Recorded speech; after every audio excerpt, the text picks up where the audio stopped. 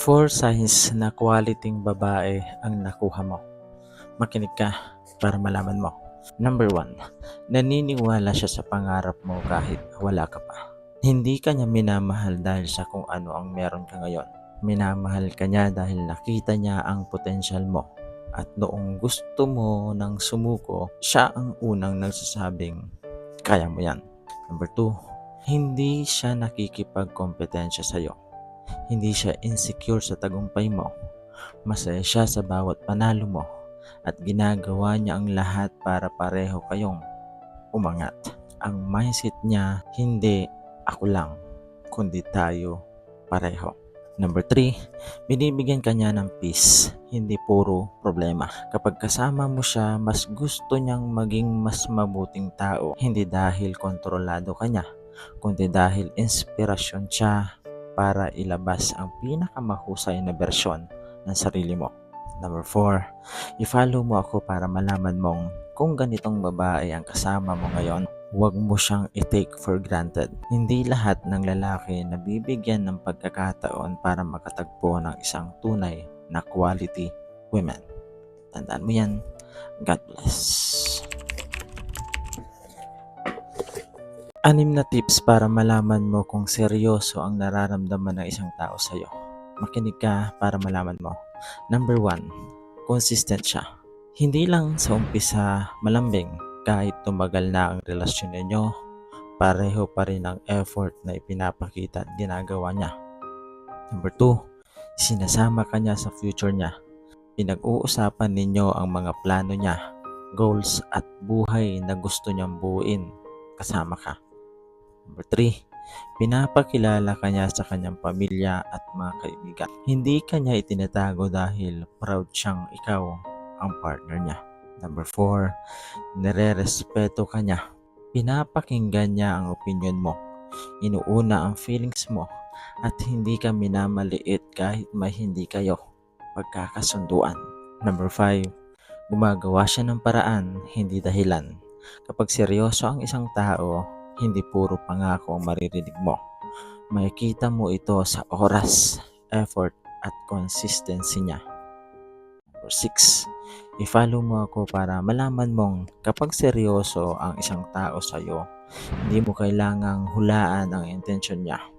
Mararamdaman mo ito sa paraan ng kung paano niya iparamdam yung pagmamahal niya sa iyo. Tandaan mo yan. God bless. 6 na tips para hindi agad-agad magsawa ang partner mo. Makinig ka para malaman mo. Number 1, huwag kang tumigil sa panliligaw.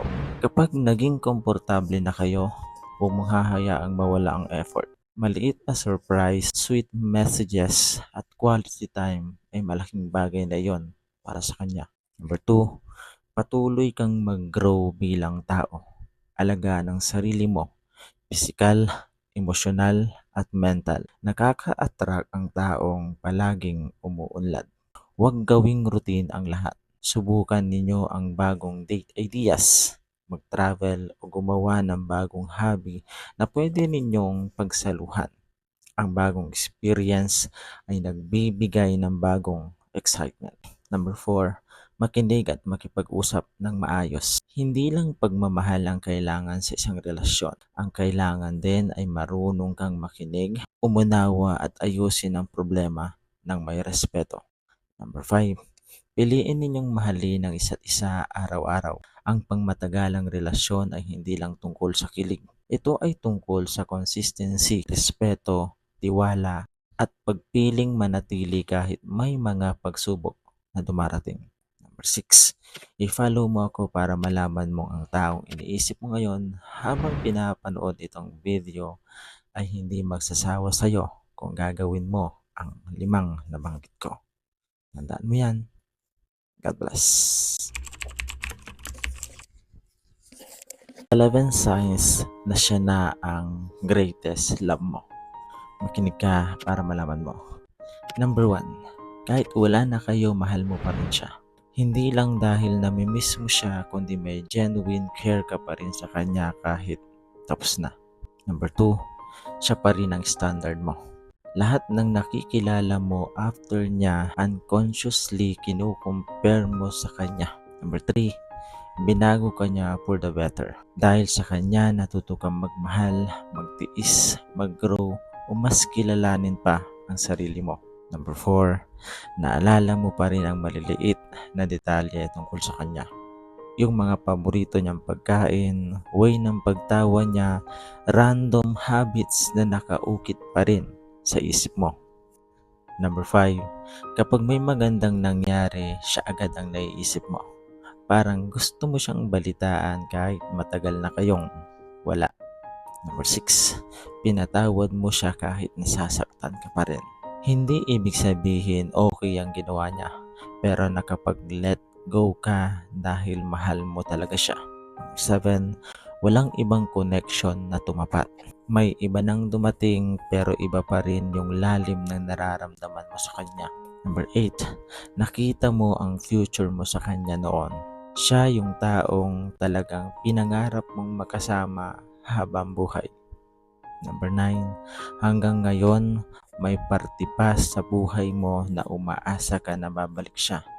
Kahit maliit na chance lang, may soft spot ka pa rin para sa possibility na balikan siya. Number 10, hindi lang siya basta minahal mo. Siya ang nagmarka sa puso mo. May mga tao talagang dadaan lang, pero may isa na iiwan sa puso natin na magiging permanenteng bakas, at siya yon. Number 11, i-follow mo ako para malaman mong ang taong iniisip mo ngayon habang pinapanood itong video ay siya talaga ang tinuturing mong greatest love. Tandaan mo yan. God bless.